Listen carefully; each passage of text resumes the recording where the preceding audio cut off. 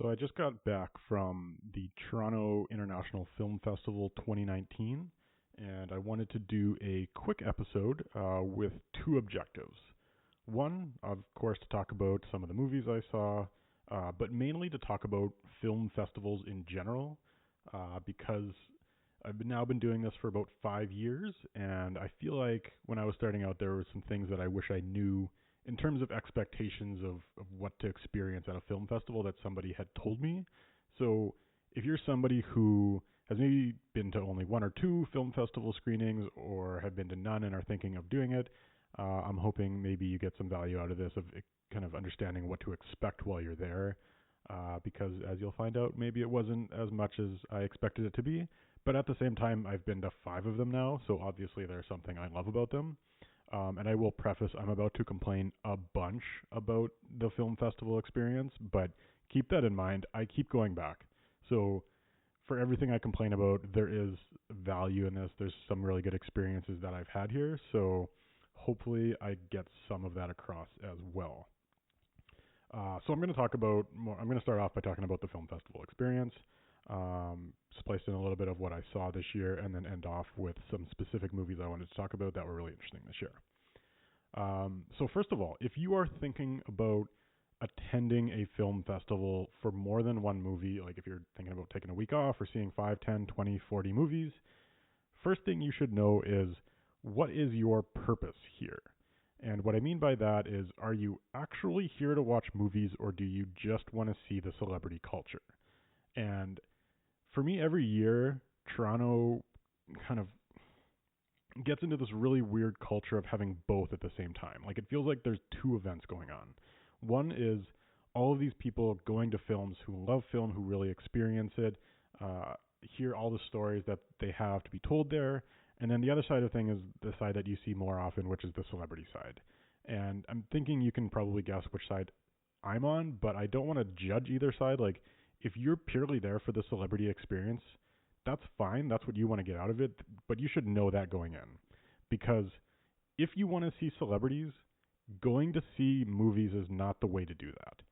Yes, they do show up during the movies, but you are most likely in the back of a very packed auditorium, very far away from getting any type of good picture. So if you want to see these people, go line up on the red carpet. Go get in the fan lines. Go do that stuff, because that's where you're going to get it. It's not going to be in the movies. And if you really just want to go see the movies, skip all the celebrity stuff. Don't care about that. Really think about the movies you want to see and stand in lines and do all the stuff you need to see to go see too. But it's going to be very hard to do both. So if you are very excited and really are hoping to get both, maybe temper that expectation right now.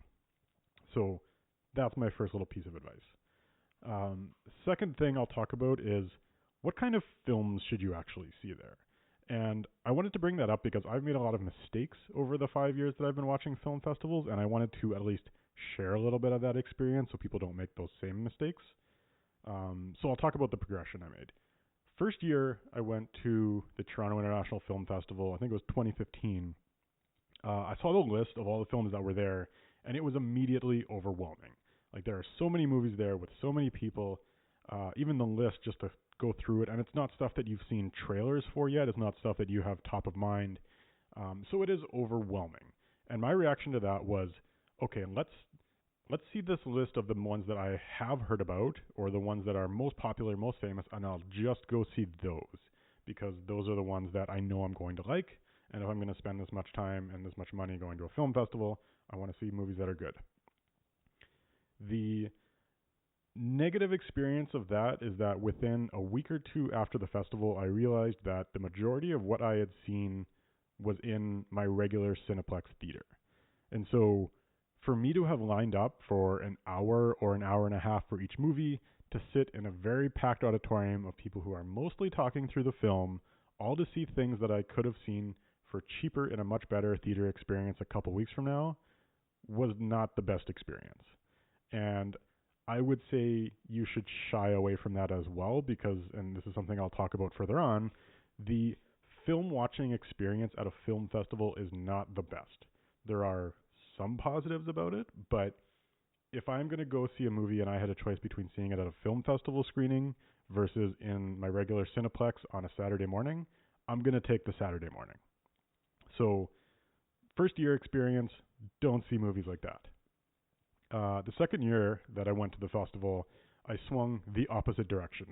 That I said, if I'm going to go through this experience where there's all these films going on that otherwise wouldn't be in theaters, let's go see something that I wouldn't otherwise get the opportunity to see in theaters.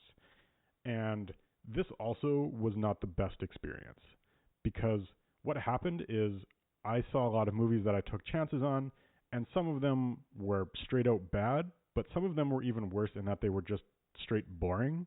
And going back to my initial thoughts when I first signed up for my first festival, if I'm going to stand in line for an hour and a half per movie for 20 movies over a week and a half and have sore feet and put up with people I don't like, to have that plus the experience of watching a bad or a boring movie, it just is like, why am I doing this? Why would I put myself through that? So at that point, I was really questioning, should I even go to film festivals? Like, is this worth my time at all? But I gave it one more chance, and I felt like in my third year, I started to feel or figure out how to actually go through these experiences. And it was a little bit of a combination of both. So my approach to that was basically cross off everything that is definitely going to be in major theaters after the festival, with the exception of maybe things that aren't coming out for 3 or 4 months. And then after that, really start doing my research around who is making these films and what else have those people done. And my advice on that is don't go by the actor, go by the director. So my theme for that year was trust the director. And I feel like this is where I figured out how to really watch movies at a film festival, because a lot of these things, they weren't coming out for 8, maybe 12 months later. They were movies that for the most part I had good experiences with because I had good experiences with those directors again.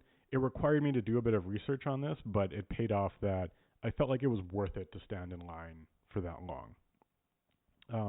And so this year I did something pretty similar to that, although I changed it up a little bit.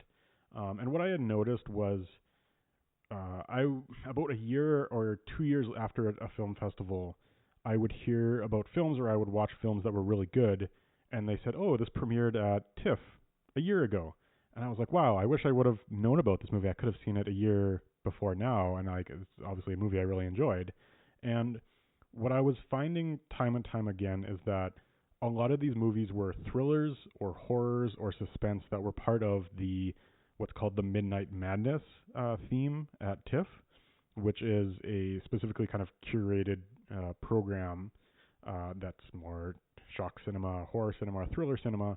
And so where in the past I had trusted directors of a movie, I started to trust the programmers of the movie and saying, okay, who's ever programming Midnight Madness, they seem to have a really good eye for films. And so even though I don't know these directors, I don't know what they've done in the past, let's just take a leap of faith and say these people know what they're talking about. So that was my experience this year, and I can't say enough good things about Midnight Madness and recommend that for TIFF. Not every movie I saw was good, and not every movie I saw was actually part of Midnight Madness, but for the most part, I felt like this was worth my time and worth all that standing in line and worth all the money and days that I took off work to go see movies. And part of that has to do with the movies itself, and part of it has to do with the audience, which I'll talk a little bit coming up here. But maybe Midnight Madness isn't for you. Maybe it's the international platform movies or something else. But especially if you've gone to a couple of film festivals, and maybe start to look at your experiences of what has been going well and see if there's a common theme around the programmers or the directors. But I think it all kind of ties back to, if you want to have a good film festival experience, you're going to have to do some research.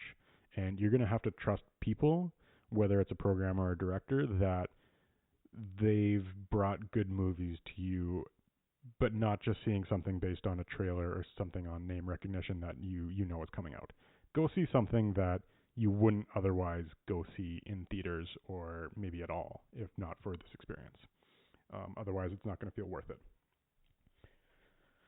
So second part I want to talk about was what to expect when you're watching a film festival, and a lot of this has to do with the audiences, and I'm going to just ramble and rant on about people I don't like for a little while. I hope this doesn't take too long, But I've just spent 11 days standing in line and being around people I don't like, so I need to get some of this off of my chest. So, first things first, there are very long lines at film festivals. I typically stand in line for about an hour and a half for each film. Should you stand in line? I think that's a question you need to ask yourself. That's going to impact your experience a lot. For me, I like doing it just because of uncertainty and I want to get the seat that I want to get. But a lot of times I end up sitting next to somebody who lined up an hour later than me and they got a seat that was just as good. If you're somebody like me who your idea of a good seat is the seat that's farthest away from anyone else, you kind of need to just get that out of your head right away. Almost every screening is packed full and you are going to be sitting next to people, so you might as well go get a seat that's front and center and with a good view because there's going to be people sitting next to you. Just deal with it. But if you don't really care about your seat, I would recommend showing up like maybe last in line, maybe not last in line, but like half hour before the movie starts. You might have 100 people in front of you, but you're going to sit next to somebody you probably don't like anyway.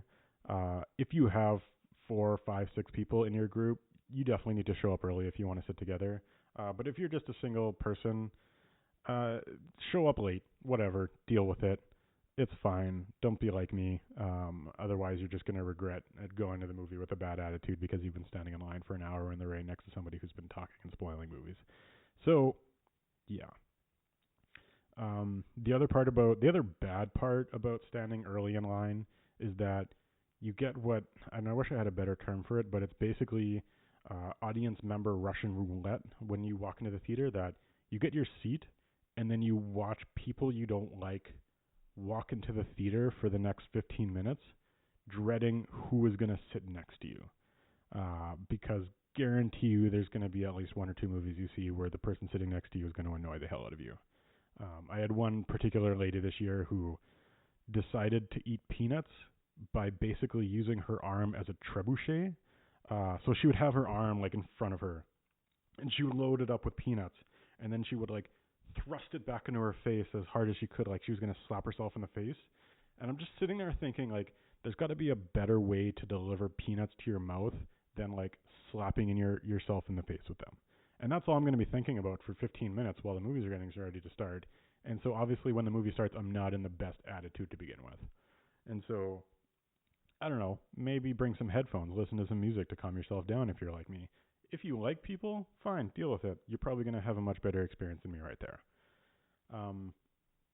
The other people that you're going to deal with is people who just have no idea what they've signed up for when they've come to a film festival. And every year, I'm sitting in a theater, and about 5 minutes before the movie starts, I see somebody walk into the theater, and they look up into the crowd, and they just stare there in amazement that other people, how dare they, have showed up to their movie. And they just stand there being like, oh my goodness, oh my God, these people, how are they filling every seat? How am I supposed to watch this? And they're sitting there for another like minute or two as people behind them are coming in and getting those better seats from them, almost as if they expect somebody to stand up and get out of their way and deliver them a good seat because, oh my goodness, they're standing there and they must be so important. That's another thing with film festivals. Like, you just feel like there's a certain class culture or class tiering system that you were not aware of previously because of how many people who you can just feel like they're in a better class than you and deserve to be better. And that gets annoying at the end of 11 days. It kind of does. The other type of people that also annoy me are people who have presumably never been to a film in their life. And these are people who are going to be talking during the entire movie. Gets quite annoying, especially like if people are talking during a Marvel film, that's one thing. You kind of expect that going into it. But when it's a documentary or a quiet film, you notice that a lot more, and it kind of really kills the mood. So going back to the comment I just made around like people feeling like they're better than you, or like there's kind of like a class culture, and you're trying to get like people, you can feel like they think they're sophisticated. But I would compare a film festival audience very much to an audience of an opening Marvel film. And if those people, if I were to compare them to a Marvel film, they would probably not like that. They would almost think of that as an insult, but it's the same. People are the same. They're going to talk, they're going to throw popcorn on the floor, they're going to be on their phones during the movie. And so, I mean, that's fine. People are people, but if you're going to pretend you're better, I have a problem with that. So, sorry, it's been 11 days. I'm annoyed. Um, Last thing I'll talk about is line etiquette. Actually, no, this isn't going to be the last thing. I have more things to complain about. Line etiquette. So, if you're at a film festival and everyone who is in line is watching the same movies that you, maybe not on the same day, but for the most part, if you're seeing movies that have come out for the first time and you were one of the first people to see them at the screening, maybe you shouldn't talk about those movies in line in front of people who are also wanting to see those movies, either at the festival or after the festival when they premiere in kind of a wider screening. Every year, without fail, 2 or 3 movies get ruined for me because somebody in line doesn't understand how loud their voice is and that other people exist in the world. So, if you are at a film festival and you are seeing more than one movie and you are standing in line after having seen a movie, do not talk about that movie, please. Other people have not seen it and want to see it. Don't be one of those people. Also, please don't talk about how you're part of the film community when you're in line, because without fail, every year, I stand next to somebody who wants to talk to me about how they're making a short film, or about how they're in film school, or about how they know the certain technique, and it makes me not want to be part of the film community. And I don't think that I am part of the film community, but it makes me not want to talk about film anymore. It makes me not want to have it as a hobby. It makes me want to shut down this podcast every time I come out of the TIFF festival and having to deal with so many people who are quote unquote part of the film part of the film community. So I realize that anyone who's actually listening to me right now would probably think of themselves in that same community. Hopefully not. But maybe I've just alienated my audience base here. But yeah, I pretty much hate everyone part of the film community. But I might keep talking, just, because.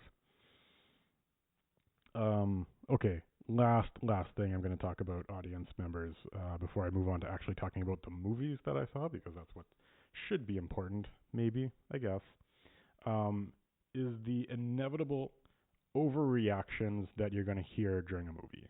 And I think there's probably a psychological term for this, but I think if you pay more for a film, and if you stand in line for an hour, and if your feet are sore, and if somebody doesn't show up to the movie to do a Q&A that you expected to show up, that your brain looks at all of this that you've invested in this movie and it forces you to enjoy the movie more than you actually are.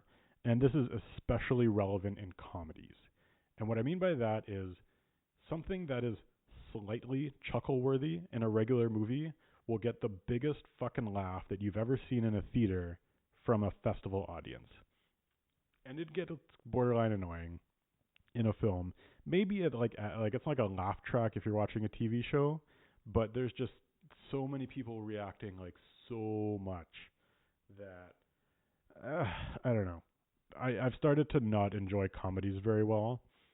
Action movies, maybe I'm kind of on the fence about that because you do get some applause and cheering at the end of a scene that maybe doesn't deserve it, but that can at times elevate the experience through that kind of like TV audience experience.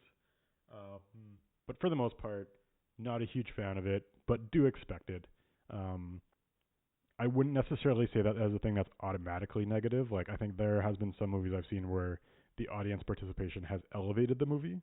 But I think you should at least know that that's coming before you see a film movie. And yeah, maybe enjoy it.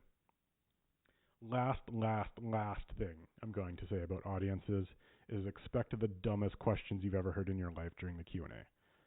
It's such a shame because you have the opportunity to watch a movie and then have the director or actor or writer showing up there to answer questions about what you've just watched, and you get that insight, and then you get somebody who immediately puts up their hand, not even to ask a question, but simply to make a statement that sounds like a question, and it's always in the form of like, oh, this is the best movie you've ever made. I'm such a huge fan of you. Like, oh, I loved how you used the blah blah blah technique. And it's like, you're not asking a question. You are trying to get noticed by someone that you admire and respect, and it just annoys the piss out of me. But Q&As do have value. I have had some Q&A questions, mainly asked by the programmer and not the audience, that really adds to a movie. But you should be prepared to cringe every time an audience member asks a question, just so you know. So that's my recommendations on Film Festival. That's my here's what to expect. I've been doing this 5 years. I'm going to keep doing it in the future. There is something I enjoy about it. So I would recommend doing it, and I hope that you have an experience where you see some movies that you wouldn't otherwise see. Maybe you hear some conversations that you wouldn't otherwise hear, and it kind of just like exposes you to new talents that helps you like see films and other movies throughout the year. There is value in it, for sure, absolutely, even though there's all these negative things. So some of the positive things that I saw this year, and here's some of my recommendations, as well as exemplifying some of the points I just talked about. So there was a movie called Sound of Metal, starring Riz Ahmed, and it was basically a movie about a heavy metal drummer who loses a hearing and has to deal with how his life has to change, because obviously as a heavy metal drummer, your hearing is a pretty big deal. And why I wanted to talk about that is because I picked this movie thinking in advance that I knew exactly what it was going to be and that it was going to interest me. And in my mind, this was going to be an existential movie. This was going to be like, oh, I have to redefine what my life is about because the thing that I most define my identity by is gone, which I would have wanted to see, and I think that would have been a lovely movie. However, it was quickly apparent that that's not what this movie was about. And by the way, I'm going to try not to go into spoilers here. But this movie was much more about, I have just lost everything that I have. How am I going to deal with that? And, oh, by the way, people have to deal with this all the time, and they are dealing with it. And that was a very good movie. And I had to leave, unfortunately, right after. There was a Q&A that I wish I stayed for, but I had to rush to my next movie. But using the power of film to kind of put yourself in someone else's shoes and say, this is what life is like, and maybe think about what your life is like and what you're taking for granted. Really, really good movie. I really recommend it. Riz Ahmed did a phenomenal job on this. He definitely showed his acting range, and I hope that he kind of gets better roles as a result of this. But also part of the reason I wanted to talk about this was going back to the celebrity versus film culture that is going on at the same time during it, is because I walked out of this film, and I was walking down the street. I was going to my next film, and I think it was about 11 a.m., and I walked by this pop-up bar that had all the Twitter hashtags and the Instagram logos and the trendy music, and it was like, wow, I just walked out of this really amazing film that was thought-provoking and really, and even right now, like, I'm still thinking about it. And then to walk by this trendy 11 a.m. bar with people in dresses Instagramming, it really just kind of exemplified for me how different the cultures that are going to this film festival and all the different things that are happening as part of this film festival is. So that was really interesting, and I think I'm going to remember that moment as just like pop music versus really good thought-provoking movie at the same time. So going back to my main point, know what you want to be a part of, because there's both going on, and it's perfectly fine to be either or, but you're probably going to get more experience if you understand yourself better. Second movie that I want to talk about is a movie called The Burnt Orange Heresy. And this happens about once per year. I see a movie like this that I don't think this movie is going to be super successful. I don't think it's going to be heard of very much. But it was just a really sharp movie that was a thriller about art crime, really well acted. Mick Jagger had a supporting role in it, and he did a phenomenal job. I was not expecting that. Maybe I'm overselling it, but like when I saw him on screen and what I was expecting out of his character versus what his character delivered was very different. The only reason I saw this movie in the first place was because it had Claes Bang, who is the same actor from a movie I saw last year or 2 years ago from a movie called The Square. And so it was one of those things where I'm just like, okay, I'm trusting the people making the film, not necessarily because I've heard much about it. And it was just a really good thriller. Like, a lot happened in the film that I wasn't expecting. There was a lot of twists and turns. It was really well made, really well acted. Bit of a smaller story with only about 4 characters, but really recommend it. But I'm also expecting never to hear about this film ever again. I had similar experience last year with a movie called Thelma, which was a Norwegian film about a young woman who was discovering her sexuality of possibly being gay, while at the same time discovering superpowers that were linked by her repression of these feelings. And it was like really well shot, really good movie with lots of twists and turns and a really shocking ending actually. And I never heard about it ever again. And I was like, wow, like if I hadn't have seen this at this film festival, I would have never known that this existed. No one ever would have brought this up to my attention ever again. So the Burnt Orange Heresy, I hope it shows up somewhere in theaters or on Netflix. If you have a chance to see it, go see it. Real good art crime thriller movie. But at the same time, I'm going to be surprised. I wouldn't be surprised if it's never heard of ever again. Last movie I want to talk about is called Uncut Gems. And this movie stars Adam Sandler and is brought to us by the Safdie brothers, who directed Robert Pattinson in a movie last year or 2 years ago called Good Time.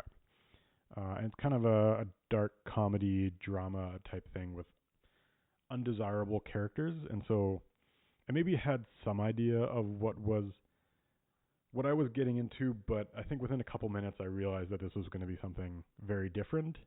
And what I mean by that is that the movie is designed to make you uncomfortable. And it's designed to make you not be enjoying your experience. And so it kind of raised questions for me around how do you rate a film like that? How do you appreciate a film like that when I'm sitting there in the audience feeling bad because the movie has successfully made me feel bad? And so should I appreciate it because it's done a good job? Or should I just say, hey, I just stood in line for an hour and a half and I sat in a theater and my result of that is feeling shitty? I don't know. I think when I'm the farther I am removed from the experience, the more I appreciate the film because I'm not there. I'm going to go ahead and say one of the better movies I've seen. Even though I felt bad, even though it made me feel uncomfortable the whole time, Adam Sandler did a really good job in a role that I think he is custom built for, which is basically to be an asshole and to annoy you for 2 hours. Nothing against the guy. I like him when he plays those roles. He does it very effectively. But that is what he's built for in my mind. So I 100% recommend Uncut Gems, but be prepared to possibly not enjoy it, and you should probably have subtitles on, just as an FYI, or maybe don't. Maybe it's better if you don't have subtitles and don't understand what people are saying sometimes, because that's kind of what they're going for. But it was an interesting film, and I originally, I think I've spoken a little bit on this podcast in the past that I thought Adam Sandler might get Oscar nominations for this, or maybe even like hearing about it. He's definitely not going to. I think either he's pissed off the Academy enough or he's annoyed people through this film enough that it's definitely not going to happen. But I at least appreciate him for making the effort on this. And it was a really good movie. So go check it out.